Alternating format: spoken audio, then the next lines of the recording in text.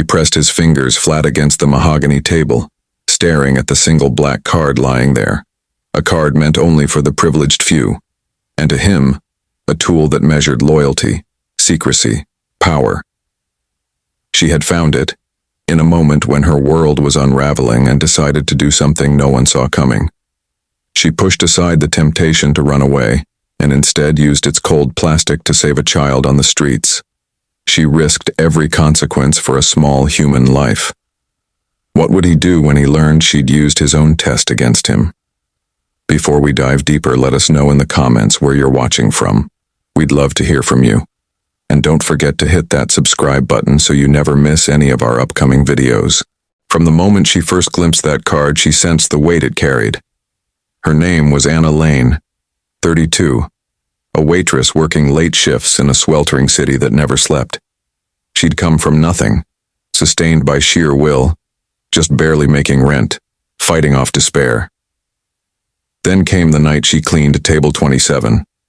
He was one of the richest men in the country, Maxwell Grant, and he placed that black card under his napkin, walked off without paying, calling it a test of integrity.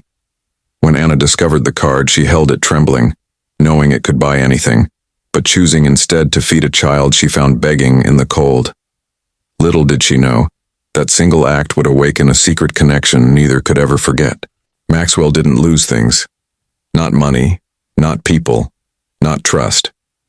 So when his assistant told him the card had been used, only once at a small corner store for baby food and medicine, he froze. The transaction was so small, so insignificant, that it screamed intentional. He leaned back, eyes narrowing. "Find her," he ordered quietly, not out of anger, but curiosity. Who would risk everything for nothing in return? Meanwhile, Anna returned to her shift the next day, her heart pounding with the weight of what she'd done. Every doorbell made her flinch. Every shadow outside the cafe window looked like consequence. But instead of punishment, something else arrived. A simple white envelope slipped under the door. Inside, a single note. "You used my card to save a child. Tell me why." MG. Anna's hands trembled. The signature was unmistakable. The test wasn't over. It was just beginning. That evening, she was invited, or rather, summoned, to the glass towers of Grant Industries. Security guards escorted her through silent marble halls until she stood before him, Maxwell Grant, the man whose face she'd only seen on television. He didn't speak at first. He simply watched her, eyes sharp but unreadable, the black card resting between his fingers again. "Do you realize what that card represents?" he asked finally. Anna swallowed hard. "Power," she whispered, "and responsibility." "Most people only see the first," Maxwell said quietly. "But you saw both." He turned the card over in his hand. "Tell me what made you do it."